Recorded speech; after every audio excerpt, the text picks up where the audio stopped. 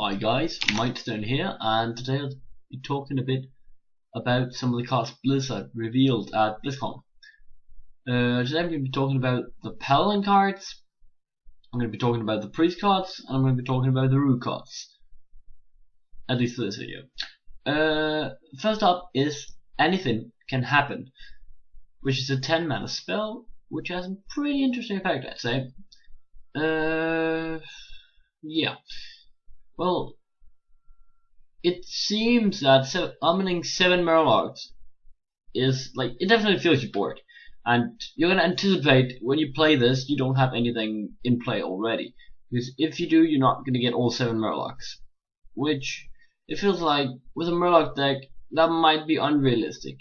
But sure, I could see this as like a backup if you're like expecting a flame strike or something from your opponent. Because you're thinking, oh well, he's gonna clear my board, I'm just gonna repopulate it.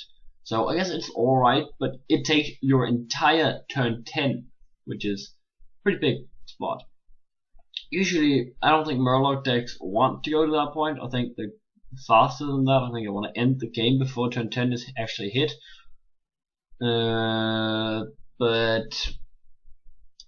the card is very interesting as a backup plan. So I could imagine like Paladin Murlocs running one of these cards and just saying, oh well, if I'm hit with a big AoE clear, I'll just use this and I'm still in the game. So I guess it's fine, especially because Murlocs usually, like, there's a lot of Murlocs that has charge, which means that you're actually usually going to get some attacks off this.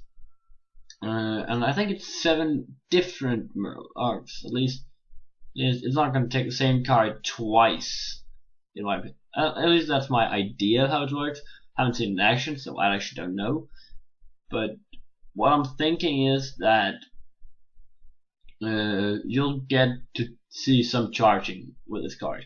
So it's not like you won't be able to do anything but summon a lot of creatures in the turn you play it. You're also going to be able to charge a bit.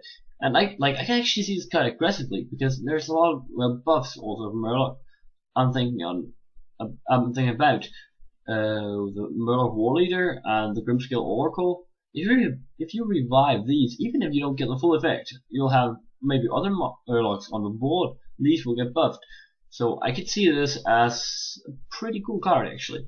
But you're definitely gonna have 7 Murlocs that died. So you have the potential to resurrect 7 Murlocs. Because Murlocs are all over the place when you play them, and there's definitely gonna be enough. So I think that's pretty cool, and yeah. It solves a problem Murlocs can have with running out of cards, but I don't know. Yeah. I think it might be a nice card, and if Paladin Murloc is going to be a thing, this card's definitely going to be there. Next card up is Keeper of Uldaman. This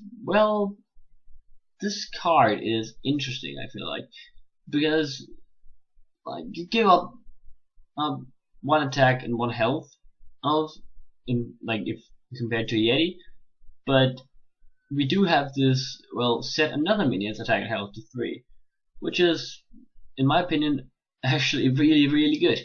Because what it does is it allows you to either, if you want to empower your own Silverhand recruits, which you're usually gonna have, or you can actually downgrade an enemy minion. So I see they've been playing mid-range,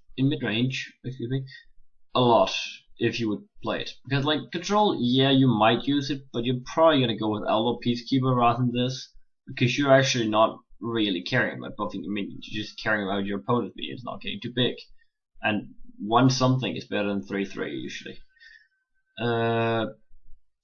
But an aggro, I just don't think you would see this, because you would go with something more aggressive. But mid-range is where I can see this, because it kind of allows you to have this very nice variety. You can choose what you want. So it doesn't, it really fits into that mid-range, which you can either play control or play aggro, which is something I really appreciate in my cards, if I have them. It makes some really interesting gameplay. I think we're going to see definitely big plays coming with this card, because it seems that it's actually really strong. It's sadly not 2 health, because if it was, we were definitely going to be seeing some Keeper of Uldaman Consecration combos, but it's not, so that's just bad luck. I think it would tweak it into the more control-y direction if that was the thing. Also, if it was 4/4, it'd just be a lot more aggressive. So I think 3/3 is pretty balanced. Overall, it really makes for a good mid-range card. And yeah, pretty much. I like this card. I think it's going to be really good. I think mid-range Paladin is strong at the moment. I just think it's going to get even stronger when this card comes out. But again, it's a hard spot for Paladin to take it because like you have Consecration at 4, you have Truthful Champion for 4, you have Pilot Shredder. Like this card has to replace some of this. Like it's pretty hard to play 8 4-drops. So I don't know. It's negotiable. I would imagine. There's another card. I don't know if you guys watched my other video, but Reno Jackson. I can see this card, like one copy of this card, replacing a Pilot Shredder in mid-range Paladin, and then you could actually play Reno Jackson in there easily. So I can see that happening. At least it's a strong choice, I'd say, and we're probably going to see it played. Next card is Sacred Trial. This card is, well, another Paladin secret. So Secret Paladin now gets to choose which 5 secrets it wants. But, well, versus Secret Paladin, your opponent is not gonna have at least 3 minions when he plays something. And if he is doing that, he's playing aggro, not control. Like, if a control deck gets that many minions versus you, you probably have not been killing them quickly enough. And this is just Secret Paladin token. Like destroy a card for 1, which this could be in a like best scenario. That's obviously good, but I don't think this card is really reliable enough to get this effect off. Like you might see it instead of Receptance, but Receptance is very reliable, and I kind of like that. Like you can easily play around with this card by just changing up some sequencing and getting like a really bad minion executed. It or killed with this, whatever you want to call it. And I don't know, I just don't really think it's that powerful. Yeah, like this is garbage. Reception is garbage, but I'd probably say this is the most garbagey card of them. So I don't think it's gonna make a splash or anything. I think it's just gonna be like the secret that some secret paladins might experiment with, but I don't think it's gonna see a lot of success. Well, now for Priest. First card up is Museum Curator. This card seems to me like it's pretty bad. You can discover a Death Rattle card. Obviously, Death Rattle Priest is gonna be like, yeah, that's cool, but I don't know. Like that's not really a thing anymore after Undertaker got nerfed like ages ago. So I'm pretty skeptical about this card. Mainly because it has really bad stats. Yeah, sure, the card draw is good, but the stats just suck. Like, you would expect 1 attack and 1 health more from a good minion, and you're just not getting that. I would maybe expect to see this in some priests, but I think in Dragon Priest they have Wormrest Agent, and I don't think there's any space for this. And I don't think you want a Death Rattle card there, so it's just not good enough. In other priests, maybe. Still quite skeptical, and I don't think it's going to see play, to be honest, because it's just not strong enough stat-wise. Especially not in this very fast meta game, where you just need, like, you need your 2 drops to actually do something where you wouldn't play it. And they don't just have to give you a Death Rattle card. And Death Rattle cards are usually slow because they have to die before they do a lot. So that again doesn't really fit into the meta at the moment. So I don't think this card is going to be good. What's he play? Well, next card up is Excavated Evil. This card is, I don't know, like 3 damage to all minions. Yeah, it might just be really good. Like it's a Hellfire that doesn't hit heroes. For, well, it's 1 more mana, which is, it costs more mana. That's not good. Like, we don't like that. So it's worse than Hellfire. But then there's the shuffle this card into your opponent's deck. To me, that just seems stupid. Like, yeah, you might be thinking this could be a dead draw for them, but I would never want to give my opponent a card, really. So unless we're thinking this should be a dead draw, Control Priest, some really control heavy priest might see this card, because you don't really care if it's used against you, because your min is not going to die anyway because they're so tanky and sticky. Where you might actually deal with some annoying early game cards with this thing, and it might be a dead draw for your opponent.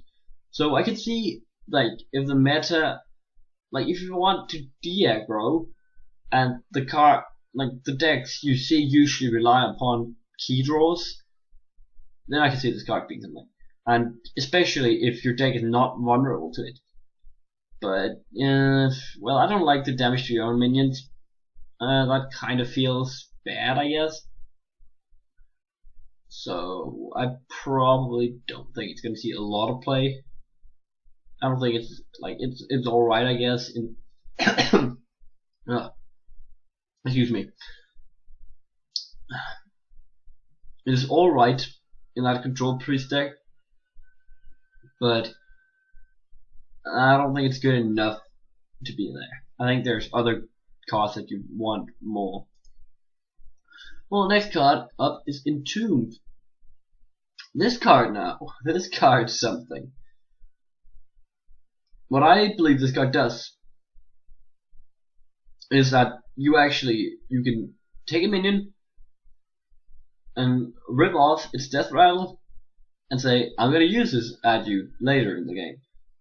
So obviously this is a pretty expensive assassinate, right, if you're playing versus aggro, because you're not really caring, like they're not caring about, okay, it's a little death rattle, whatever. They would like to give one less mana for the card, I guess, usually. So, and yeah, because you're not going to be using this upon something like Holy Creep. You'll be using this when you see Triumphantrik, Dr. Boom, that kind of stuff. Especially Triumphantrik is like the key target I'm just thinking about when I see this card. Because it just feels like it's targeted rather than that card. Yeah, there's going to be other legendaries that's really annoying as well, but I think still Triumphantrik is the target for this. Like, it's what you're going to be running. So if we see a lot of Paladin playing Triumphantrik, I think this card might show up, but really it's just silence a card and destroy it, more than put it into your deck, because at the moment the games are going to end before you can draw the card again. Yeah, so, and you gotta obviously, when you play this card, you gotta consider, do I want that card in my deck? Like, whatever you're actually taking there. So I don't know if it's really like good. It's not very flexible, really, I'd say. But yeah, sure, it is annoying for your enemy to deal with, and I would, if the meta slows down, I'd definitely go with it, because it takes away so much value from your opponent and gives it to you. And it allows for more on that turn. It's not like mind control, where you're not really able to do anything else, but with this card you're actually going to be doing something else than just using it. Or you can use it early, obviously. Well, then Rouge. First card up is Pit Snake. This card is probably not good, because, well, destroy any minion damaged by this minion. And yeah, sure, it's a cool affix. It's going to be useful late game, but first of all, it's useless versus Mage Druid Rouge. Like, you can't use it versus these, because it has 1 HP. It dies easily. Paladin usually going to have a token as well. Sharman probably don't care, because they have so many things. Warlock probably doesn't care either. So you're kind of left with it's very good against Priest. We can definitely agree that, because like Priests hate this effect. Warrior, yeah, they don't like it as well either. Like, they want their minions to take damage and then take more damage and just keep doing it. They don't want them to die after taking damage. And now we've got, yeah, well, I don't know. It just, to me, it kind of seems like that Priest and Warrior doesn't like this card. And I know I forgot one class, but I just don't. I don't know what that is right now. Oh, it's Hunter. Sorry, but Hunter doesn't care. Hunter's used to rush you and don't care about this card. It's not a good one drop, because it pretty much just trades even with other one drops. And yes, sure, it might just trade well with some kind of 2-drop, but only versus Priest or Warrior, because all the other classes don't give a fuck about the card.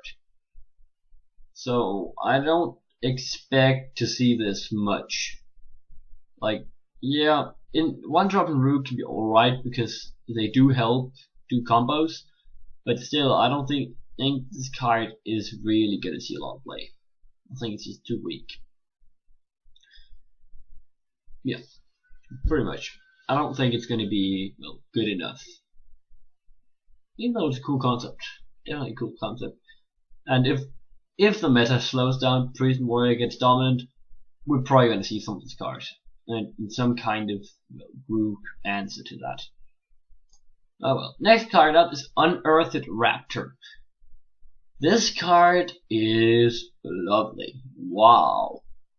Good stats for a 3-drop. Pretty damn good stats for a 3-drop. And you get a damn free death rattle. On top of that, what is this card? Like, when I'm watching this, I'm thinking this is the most broken card in the damn expansion. I'm just like, wow! Christ, you have Triumph Underg out. Well, obviously you don't because you're Rouge, but you have, I don't know, out Anubarak, something crazy. Just Boombot, like, Boombot's good enough, and you get a damn Boombot effect onto this guy. That's crazy, like, that's absolutely nuts. This card is like more, like, Rouge is known to have low value in every card. This card has just like crazy value. It's dumb, really. Like, imagine playing Nerubian Egg on turn 2, playing this on turn 3, you have a Nerubian Egg effect on this guy. That's just stupid. What? I can't even describe it because it's just nuts. Like, this card is broken. I won't say nerf yet because I haven't seen it, but I think this card is gonna make up, like, it's gonna make a reason to play Death Rattles in Rouge. And I think that's gonna be done because this is just broken. Absolutely broken. Yeah. Nothing else to say, just broken. And you gotta note though that if this is pulled to the board in other ways than actually using the battle cry, you're not gonna be you're not seeing anything special from it. But like worst case, it's a 3/4 for 3. That's not bad. So I think it's a really broken card. I think it's balanced if it was like 2/4 or I don't know, probably even 3/2 would be alright. I think it's too good in this current state. Oh well, next card is Tomb Pillager. This card seems like, yeah, he is a Lost Souls rider with a coin in. Rouge like coins. They do, really. It really helps combos. So I'd see this in Oil Rouge probably, but I don't know actually. Yeah, I don't know. I could see this cut though. I think it's very viable. Well, possibility that you're gonna play any of this because it's not like cut purse that you might just get a coin. With a dead purse, with a death rattle, you're pretty much gonna be guaranteed to get the coin, which is really cool. So officially, you could say that it put this card at 3 mana, which is a Shady Dealer, which is a pretty crazy card if triggered. So I'd say that this card could be really good, but I don't know if it is. I don't know yet. I don't know if there's space in a Rouge deck for this, because you have preparation and like the actual popular Rouge decks. So I don't think this card is going to be good enough because preparation is so good. Yeah. So yeah, I don't think it's going to be taking up place like in the top decks, but I think it's going to be a viable card. It's a card that people might play around with, and they might, like, on personal preference, might include it. But yeah, that was the last card for today, and I hope you guys liked it, and I hope you got well, why do certain cards? And I will see you in my next video.